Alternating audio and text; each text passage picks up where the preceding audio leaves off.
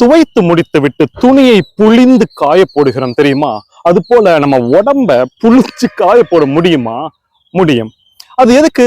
உடம்பை இறுக்கி புழிஞ்சு காய போடுவது போன்ற ஒரு பயிற்சியை செய்தோமானால் என்னென்ன நன்மைகள் தெரியுமா?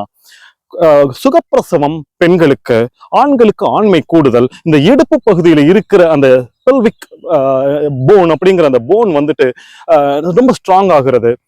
1 மணி நேரம் 2 மணி நேரம் 24 மணி நேரம் ஒரே இடத்தில் அமர்ந்து முதுகை நேராக வைத்துக் கொண்டு தியான பயிற்சி ஆசிரமங்கள்ல வீட்டுல பண்ணுவதற்கு உட்கார முடியல என்பதற்கு ஒரு சின்ன பயிற்சி. அந்த பயிற்சி எப்படி செய்யறது அப்படிங்கிறத பாருங்க. இப்போ நீங்க தண்டால் எடுக்கிற மாதிரி தரையில அப்படியே படுத்துக்கிட்டு கால்களை பின்புக்கமாக தள்ளி வச்சுக்கிட்டு, ரொம்ப முக்கியமான விஷயம் என்ன அப்படின்னு சொன்னா, ஒரே ஒரு காலை எடுத்து 90 டிகிரி இந்த காலுக்கு கொடுத்துட்டு உடம்பை முறுக்கி கொண்டு தரையை பார்த்து அப்படி திரும்பிக்கிட்டு ஒரு தண்டால் ஒண்ணு எடுக்கணும். மறுபடியும் அந்த காலை பின்பக்கமாக வச்சுக்கிட்டு அடுத்த காலை இந்த பக்கம் நீட்டி 90 டிகிரி அந்த காலை இந்த காலுக்கு வச்சுக்கிட்டு உடம்பை முறுக்கி கொண்டு தரையை பார்த்து வச்சுக்கிட்டு ஒரு தண்டால் ஒண்ணு எடுக்கணும்.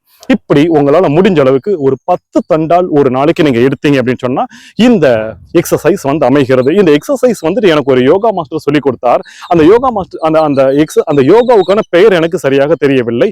ஆனால் அந்த கருத்தை கடத்தினால் போதுமானது. இப்போ ஒரு நாளைக்கு இது ஒரு 10 முறை நீங்கள் செய்துவிட்டு அடுத்தது என்ன பண்ணணும் அப்படின்னு சொன்னா, இந்த யோகாவை நீங்க டெய்லி நீங்க பண்ணிட்டே வந்தீங்கன்னு சொன்னா ஆன்மீகத்துக்கும் சரி, உங்களுடைய உடல் ஆரோக்கியத்துக்கும் சரி, உங்க முதுகு தண்டை நேராக வைத்துக் கொள்வதற்கும் சரி, உங்களுடைய போன்ஸ் ஜாயின்ஸ் இது எல்லாத்துக்குமே ரொம்ப வலு சேர்க்கிறது. இதை அனைவரும் செய்யுங்கள். முக்கியமான பாயிண்ட் என்னன்னா, என்னால 90 டிகிரி வைக்க முடியல, நான் பெண்களாக இருக்கிறேன் என்றால் உங்களால் முடிந்த ஆங்கிள் வைங்க. ஒரு 10 டிகிரி 20 டிகிரி காலை வச்சுக்கிட்டு கூட ட்ரை பண்ணி பாருங்க. அது நாள் ஆக ஆக வந்துட்டு 90 டிகிரிக்கு வரும். இன்னொரு முக்கியமான விஷயம், இதை பெண் குழந்தைகளுக்கு சின்ன வயதிலிருந்தே சொல்லிக் கொடுங்கள். அவர்கள் சின்ன வயதிலிருந்து செஞ்சு வந்தாங்கன்னு சொன்னா பெரிய பெண்ணாகி திருமணமாகி கல்யாணம் பண்ணி கொடுக்கும்போது கண்டிப்பாக அந்த பெண் குழந்தைகளுக்கு சுகப்பிரசவம் வரும். சிசேரியன் எல்லாம் தேவையில்லை. ஆண் குழந்தைகளுக்கும் சின்ன வயதிலிருந்து சொல்லி வந்தீர்கள் என்றால் அவன் பெரிய பையனான உடனே அவனுடைய ஆண்மை வந்து தேங்கி நிற்கும் என்பதனால் இதை குழந்தைகளிடமிருந்து சொல்லி வாருங்கள். அப்ப பெரியவங்க பண்ண தேவையில்லையா என்றால் அனைவரும் பண்ணலாம். அனைவருமே பண்ணலாம்.